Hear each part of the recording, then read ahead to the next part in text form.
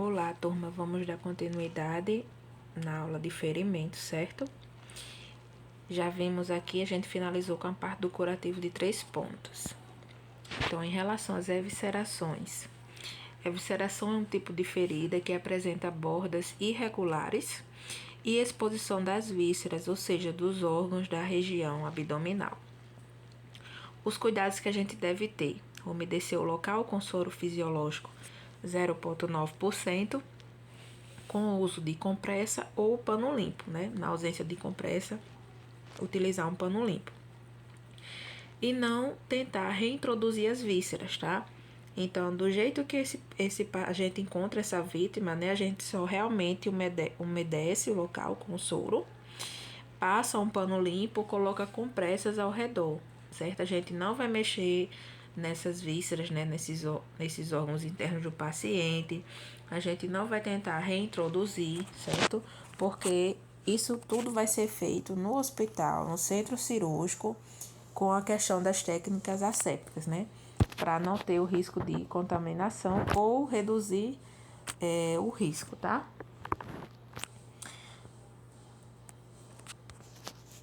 Aqui é uma situação por FAF, tá? Arma branca. Nos casos de FAF, arma de fogo.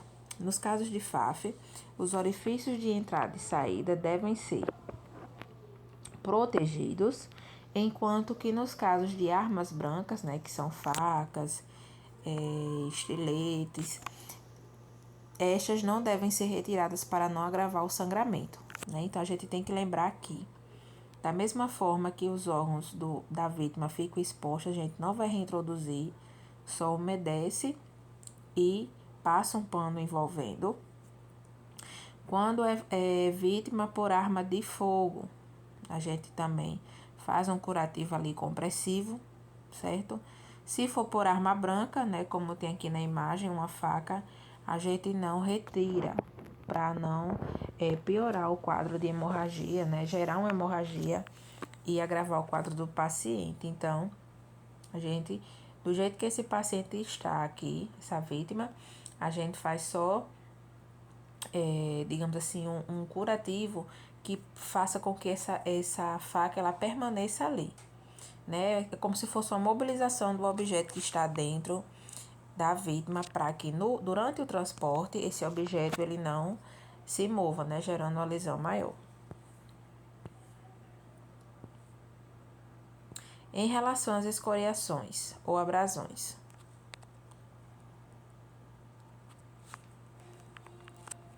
são produzidas pelo atrito de uma superfície áspera e dura contra a pele. A profundidade da lesão dependerá da pressão e aspereza da superfície, né? Então, são lesões que geralmente aparecem através de quedas de moto, queda de bicicleta, queda da própria altura. Então, são lesões mais superficiais, né? A gente observa algumas características, né? Sangramento, né? O sangramento ele é pouco, né? Aquele sangramento de moderado a grave, onde logo ele estanca, né? Ele para e fica com essa aparência como apresenta as imagens. E o que deve ser feito? Na ausência de sangramento extenso, né? Então, nesse caso, não tem sangramento extenso, o que é que a gente orienta? Lavar a área, retirar os corpos estranhos, como areia, graxas e resíduos de asfalto, cobrir a área com um pano limpo e encaminhar a vítima para o serviço de emergência, se houver necessidade, né? Então, tem que avaliar a questão da vítima, verificar se for uma vítima de trauma, que tem risco de uma possível lesão na cervical, né? Todo aquele cuidado do XABCDE, né? Protocolo de trauma. Se essa vítima não tiver lesionado, né? A cervical não tiver tido esse risco, né? Então, tudo isso tem que ser avaliado, porque se ela não tiver indicativo de lesão, né? De trauma, aí realmente não precisa ir para o serviço de emergência, se de fato for uma escoriação que não tenha sangramento extenso. Então, basta lavar o local, água e sabão neutro, passar um soro fisiológico e, se for hospital, né, cobrir ali com um pano limpo um pouco úmido, tá? Mas se for úmido, que seja com um soro fisiológico. Porque se for colocar, orientar o paciente, a vítima, né, a colocar aqui um pano seco, esse pano ele já pode grudar em pouco tempo. Nos casos de lacerações, são causadas por pressão ou tração exercida sobre o tecido, causando lesões irregulares e geralmente atingem planos mais profundos, juntamente com a dilaceração de tecidos. Então, nesse caso de laceração, é um tipo de lesão considerada gravíssima, né? Muitas vezes é questão de atropelamento, o carro passou por cima, caminhão passou por cima, certo? Então, acaba lacerando o membro, a região da vítima, né? Então, na laceração, o que é que a gente observa? Que todos os tecidos ficam expostos. Então, a gente consegue observar, a gente vê pele, vê tecido subcutâneo, vê músculo, vê osso, vê ligamento, né? Então, a gente consegue observar todas as estruturas anatômicas do corpo, porque ela foi rompida, certo? Então, nesse caso, a definição é de laceração. Existe uma situação que é possível o reimplante, tá? Não é nesses casos que apresenta aqui na foto de membros, né? Que é o membro inferior, a perna.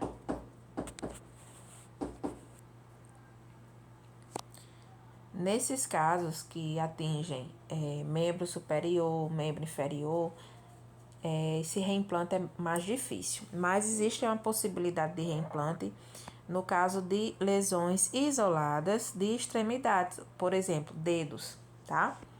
Então, como apresenta aqui na figura.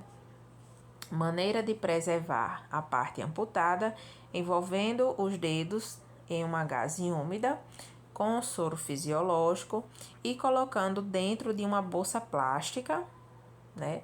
Pega os dedos, envolve com a gaze umedecida com soro fisiológico, coloca dentro da bolsa plástica e depois coloca dentro de um recipiente com gelo e leva, né, junto com a vítima para o setor hospitalar. E aí existe uma possibilidade desse reimplante dar certo, mas é uma situação que está específica para lesões isoladas de extremidade, de porções menores, tá? Como os dedos. Não esquecer. Em casos de ferimentos leves e superficiais, lavar o ferimento com água e sabão. A gente sempre orienta o uso de sabão neutro, tá? Proteger o ferimento com gaze ou pano limpo, né? Porque nem sempre é uma situação que a gente vai ter gás disponível. Numa situação de urgência e emergência, pode ser utilizado o pano limpo. Não tentar retirar farpas, vidros ou partículas de metal do ferimento. Nada que esteja ali preso no ferimento, a gente não pode tentar remover. Essa remoção é feita no ambiente hospitalar. Não colocar pastas, pomadas, óleos ou pó secante em nenhum tipo de lesão ou ferimento para não agravar o quadro dessa lesão. Cobrir o ferimento com pano limpo. Não lavar para não aumentar o risco de hemorragia, né? Dependendo do tipo de ferimento, né? A gente viu que se for uma escoriação, a gente pode lavar se não tiver com sangramento externo, mas outros tipos de lesão a gente não lava. Não remover objetos fixados no ferimento, né? Mais uma vez, esses objetos que estão fixados, eles só vão ser removidos no ambiente hospitalar. E dependendo da situação, né, de urgência e emergência, no caso de uma situação de trauma, sempre contatar o serviço de emergência móvel, ou seja, situações de trauma envolve, só para lembrar, aquela vítima que tem uma possível lesão a nível cervical ou em outra região. Então, a gente não pode estar manuseando, né, pegar e colocar num carro. Diferentemente de uma pessoa que tem alguma emergência clínica que não chegou a gerar nenhum trauma durante esse procedimento, né? Não lesionou a cervical ou outra área, então a gente pode, nessa situação, colocar ela em um carro comum e levar ao ambiente hospitalar.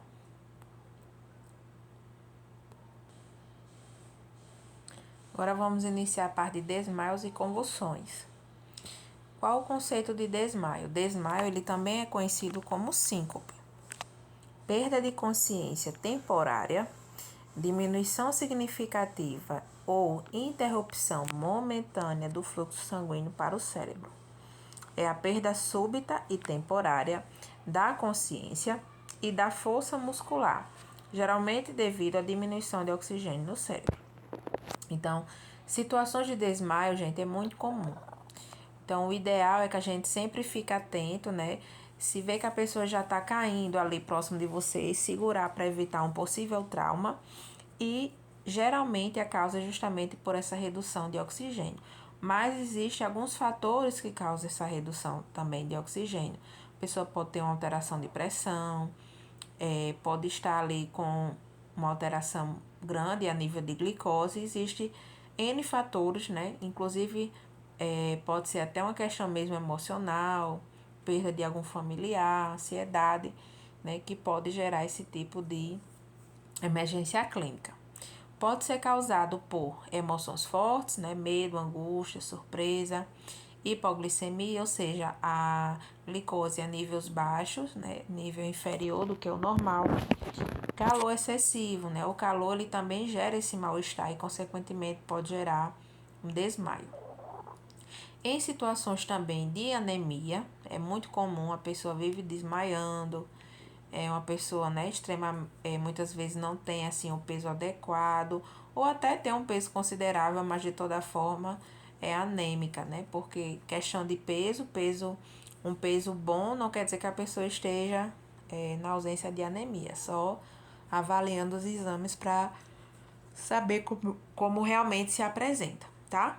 Ou numa situação de hemorragia grave. Então, se o paciente ou a vítima está perdendo sangue, consequentemente ela está perdendo oxigênio, então ela pode vir a desmaiar. Mudança brusca de posição, muito comum, na qual o termo técnico é hipotensão postural, muito comum quando a gente acorda, né? Se você levantar muito rapidamente, a gente sente ver até o mundo girando, né?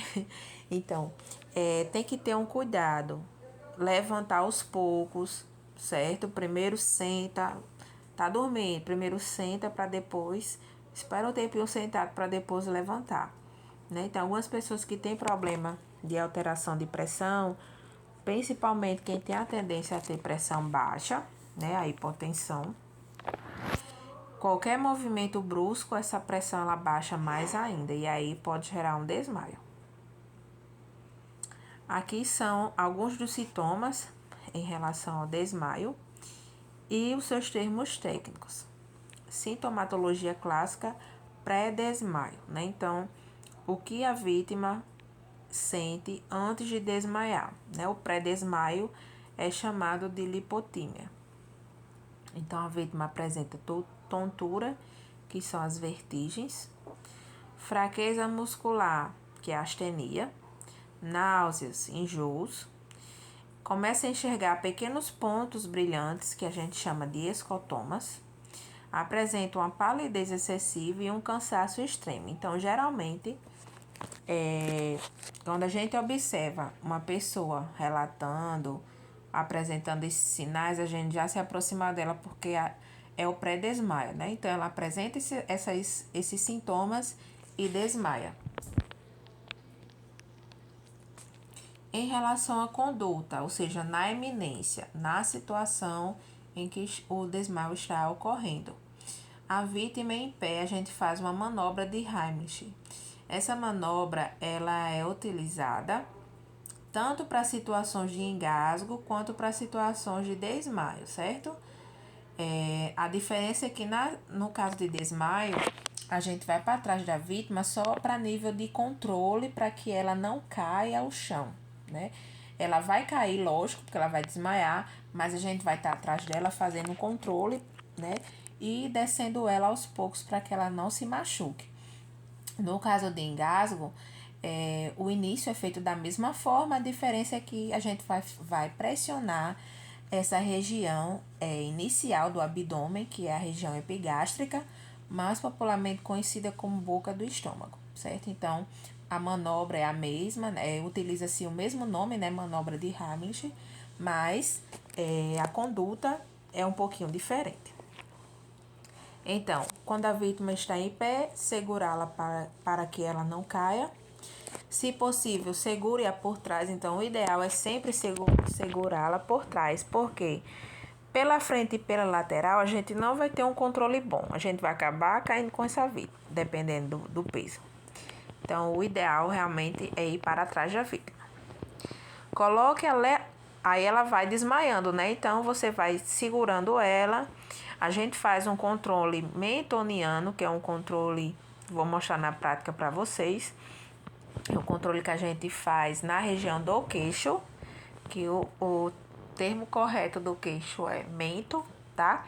Então, a gente segura com a mão no mento e a outra a gente segura por debaixo da axila, envolvendo o tórax da vítima, tá? E aí a gente vai descendo bem devagar, né? Para não se machucar e conseguir colocar a vítima ao chão. Coloca-se lateralmente com o seu joelho entre as pernas da vítima. Então, observem na imagem. A gente precisa estar com esse tipo de base, tá? Uma perna para trás, mais lateralizada, né, para fora, e a outra entre as pernas da vítima, porque dessa forma a gente consegue controlar esse movimento de descida. Deitando vagarosamente e com o controle da cervical, tá? Nesse caso, a gente faz o controle metoniano durante o processo de descida. Desceu, colocou a vítima no chão, né? E aí a gente volta para o controle cervical. Numa situação que a vítima ela se apresenta sentada, faça com que ela curve-se para a frente, baixe a cabeça e solicite para que se esforce em erguê-la, fazendo uma pressão na nuca com sua mão, tá? Então, nesse caso aqui, é quando a vítima ela está apresentando mal-estar, né? Eu estou apresentando mal-estar, uma tontura, né? Esses sintomas que a gente viu. Então, a gente pede para ela sentar, né? Coloca a cabecinha para baixo e pode fazer essa compressão na região da nuca e pedir para que ela tente forçando para trás, certo? Se não, você vai avaliar a situação. Se você vê que essa forma tá bem complicada para a pessoa fazer, não quer fazer porque acha estranho, então você já deita essa vítima e faz a elevação dos membros inferiores, como tem aqui na imagem, certo? Por quê?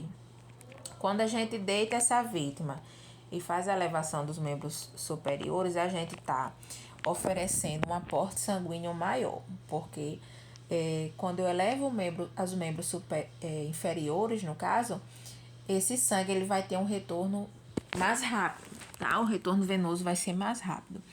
E aí, consequentemente, vai ter um maior aporte de oxigênio. Então, geralmente, a vítima ela já começa a relatar que o mal-estar está passando. Então, a gente fica ali segurando as pernas da vítima, ou se tiver algo que possa colocar embaixo, né? Desde que as pernas dela permaneçam elevadas para você vir para a lateral dela, né? Ficar ali na altura do ombro, também pode ser feito. Desmaios por calor. Depois de reanimar, oferecer água.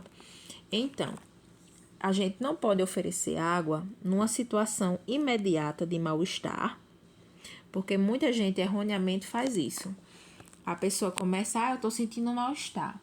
Aí vai e oferece água, oferece leite com sal, oferece tanta coisa, a gente não pode fazer isso, porque de repente, se essa pessoa ela progredir na situação do desmaio, ela pode broncoaspirar, que é o que? O engasgo.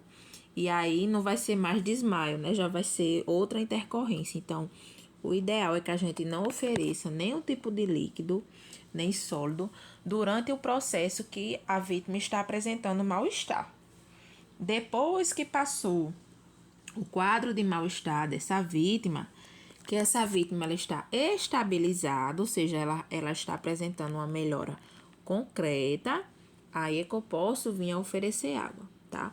Mas só depois desse processo. Eu nunca posso oferecer líquido numa situação iminente de desmaio, de convulsão, de mal-estar. Não posso, tá? Aqui o passo a passo durante o desmaio, como eu já comentei, né? Deitar essa vítima de costas, erguendo suas pernas cerca de 30 centímetros ou mais. Vocês podem deixar erguer bastante os membros inferiores da vítima, certo? Para que esse processo acelere, né, de retorno. Folgar suas vestes, né? Se você vê que a vítima tá com muita roupa apertada, casaco e tudo mais, então você pode folgar, né? Abrir para deixar essa vítima mais à vontade. Lembrando de ter o cuidado para não expor essa vítima, tá? Manter o ambiente livre, porque muitas vezes as pessoas correm e ficam tudo em cima para olhar, né? Mas que isso nada ajuda a gente nesse processo de controle da situação. Então, o ideal é que a gente peça para as pessoas se afastarem, né? Para evitar o tumulto. Então, sempre ter essa conduta e tentar ofertar ali, né? Um pouquinho de ar, digamos assim, né? A gente pode ficar abanando, não tem nenhum problema, porque dependendo da situação, né? Se for um desmaio por calor, eu também já estou auxiliando ali para que essa vítima volte. Vertigens. Vertigens é a sensação em que a vítima sente, né? Na qual parece girar em torno dos objetos ou os objetos em torno dela, uma das formas. A vítima pode ter sons intermitentes e chegar até a surdez.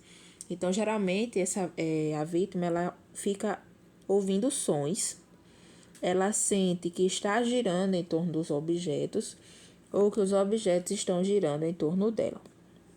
Pode apresentar, além desses sons, náuseas e vômitos. Porém, ela aparentemente ela parece lúcida, né? Então, é uma vítima que aparentemente está lúcida, mas ela chega comentando sobre isso, ou diz, eu não estou me sentindo bem, está todo girando e senta. Né? Então, a gente tem que também ficar atento nessas situações. Algumas causas. Hipoglicemias prolongadas, ou seja, muito tempo que essa vítima passa com a glicose baixa, a glicemia, muitas vezes por passar muitas horas realmente sem se alimentar, né? Então, a glicose ela vai baixando. Lesões cerebrais, pode ser um indicativo de algum tipo de lesão. Traumatismo no crânio, né? Que é o traumatismo encefálico. Por algum trauma ali, ela se machucou e aí desenvolveu essas vertigens. Hemorragias cerebrais, ou seja, sangramento, né? A nível de cérebro. Alguma alteração hormonal, ou seja, distúrbio hormonal, né? Algumas alterações hormonais acabam alterando tudo na gente, porque existem os hormônios que fazem a regulação de todo o nosso sistema. Então, muitas vezes, se você tiver com problema hormonal, alteração hormonal, você vai sentir muitas coisas que não era comum sentir antes. Retorno venoso prejudicado. Então, a nossa panturrilha é conhecida como nosso segundo coração. Por quê? As válvulas dessa região elas são responsáveis para impulsionar o sangue que está na região de baixo, né, dos membros inferiores, para cima, que é o que a gente chama de retorno venoso. Então, uma pessoa que tem problema de circulação tem esse problema nas válvulas, geralmente, né? As válvulas elas não estão funcionando da forma adequada.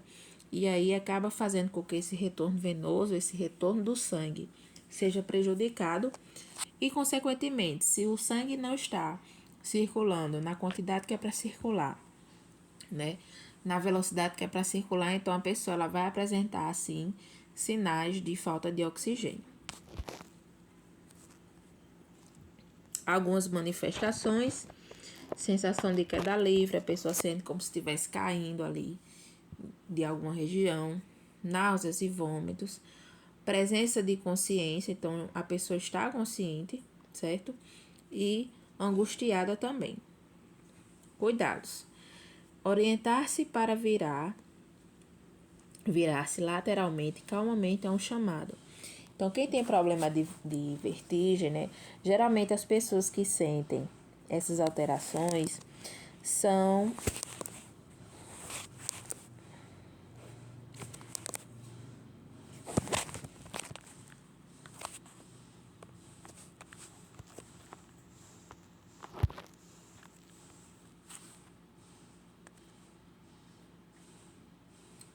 Voltando, gente, que eu travei aqui sem querer o tablet. Então, geralmente as pessoas que apresentam esse tipo de alteração são pessoas que têm problema de labirintite, muitas vezes, né? Então, tem que ser evitado movimentos bruscos, levantar bruscamente, virar o rosto, né, a cabeça muito rápido. Então, todo movimento brusco ele deve ser evitado. Levantar devagar e com o olhar fixo, então a gente orienta para que a pessoa não faça nenhum tipo de movimento rápido e levantar aos poucos com o olhar fixo para evitar justamente que esse sintoma ele piore. Não deixar de se alimentar em pelo menos de 3 em 3 horas. Então, a pessoa que passa mais de 3 horas sem se alimentar, geralmente ela apresenta todos esses sintomas. Muitas vezes ela não chega nem a desmaiar ou ter uma vertigem, de fato. Mas ela já chega ali na parte prévia, né, no pré, sentindo algum desses sintomas. Comer pouco em curto espaço de tempo. Da mesma forma, né, pode gerar esses tipos de complicações. Na situação de convulsões, o que é a convulsão em si? Né? A convulsão é a perda de consciência, queda ao solo, contrações musculares de forma generalizada, né, ao longo do corpo e de forma repetitiva. Falta de resposta a estímulos. Então, não adianta você ficar lá com a pessoa, tentar falar com a pessoa durante esse processo que ela não vai ter como responder, ela não vai responder a nenhum estímulo durante o processo de convulsão. As convulsões podem ser de dois tipos, parciais ou focais. Quando apenas uma parte do hemisfério cerebral é atingida por uma descarga de impulsos elétricos desorganizados ou generalizados, quando os dois hemisférios cerebrais são afetados, certo? Então, pode ser desses dois tipos, que envolve uma parte atingida, né, por descarga dos impulsos elétricos de forma desorganizada, ou pode ser ao invés de ser só em um hemisfério, ser de maneira generalizada. As causas. Na maioria das vezes, quem apresenta convulsão é quem tem a doença, né, a epilepsia, certo? Mas existem algumas situações que podem também gerar a presença de convulsões. Como, por exemplo, lesões na cabeça, né, o trauma, algumas infecções no cérebro por neurocisticercose, né, alguns parasitas, parada respiratória, então a vítima que entra em parada respiratória pode ter uma convulsão, febres altas, geralmente em criança, né, em bebê,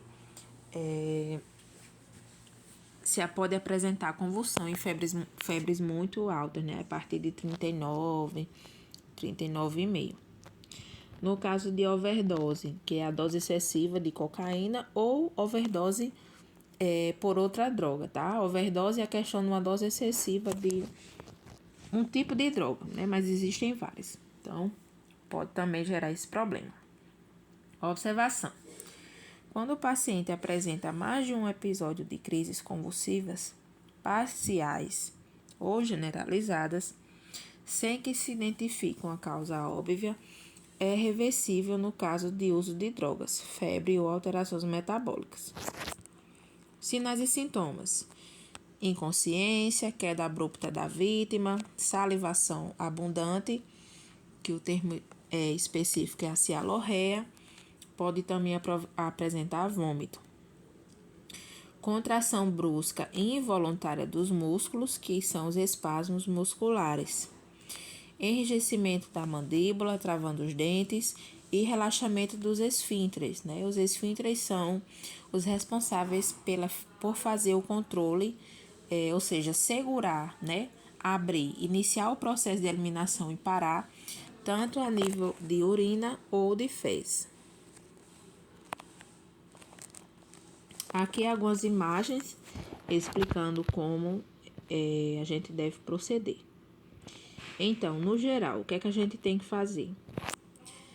Primeiro, fazer de tudo para proteger a cabeça dessa vítima. Não adianta Muitas vezes as pessoas ficam segurando, apertando a pessoa para ver se a vítima para de bater, só que ela não vai parar porque você está segurando ela. Porque é uma contração do tipo involuntária. Ela não está fazendo porque ela quer, tá? Então, a gente tem que fazer o quê? Proteger. Então, colocar alguma coisa para proteger a cabeça, certo? Principalmente a questão da cabeça, né? Devido à questão da cervical. Não podemos colocar mão na boca, dentro da boca da vítima. Não é para colocar absolutamente nada dentro da boca dessa vítima. Por quê? Numa situação dessa, a mandíbula, ela fica... A mandíbula, vocês não viram anatomia ainda, né? Mas esse osso aqui da região de baixo, né, da boca.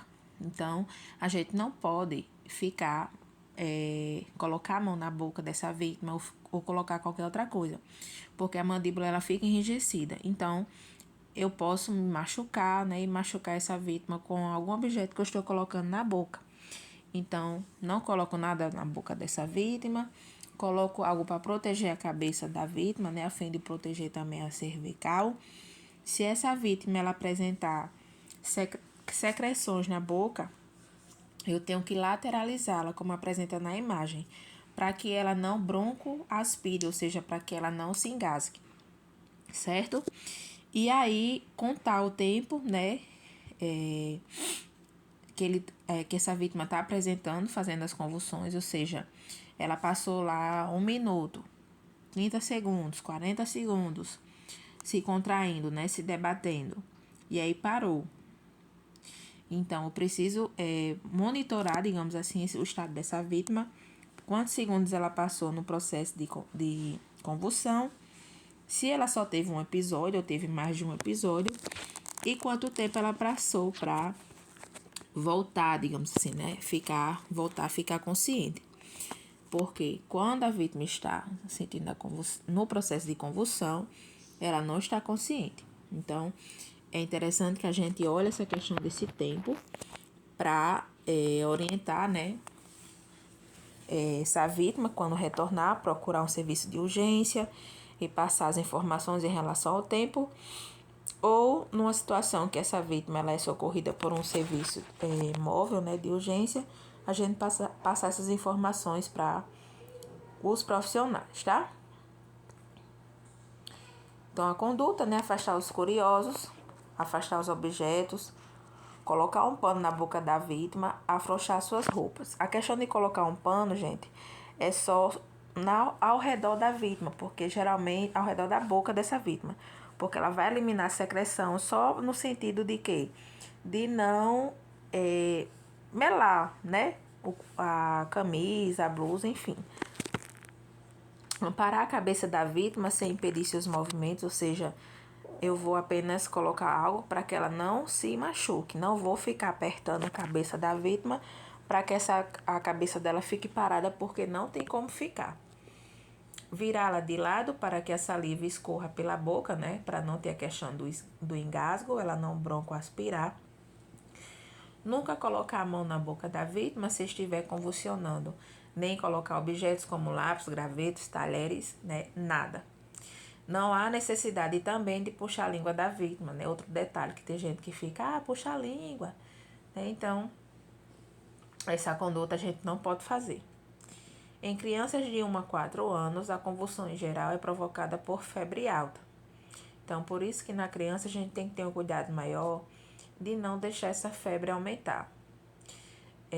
Dar um antitérmico, né, a medicação, e também colocar essa criança para tomar um banho, para que essa febre ela realmente não aumente e a gente consiga fazer o controle.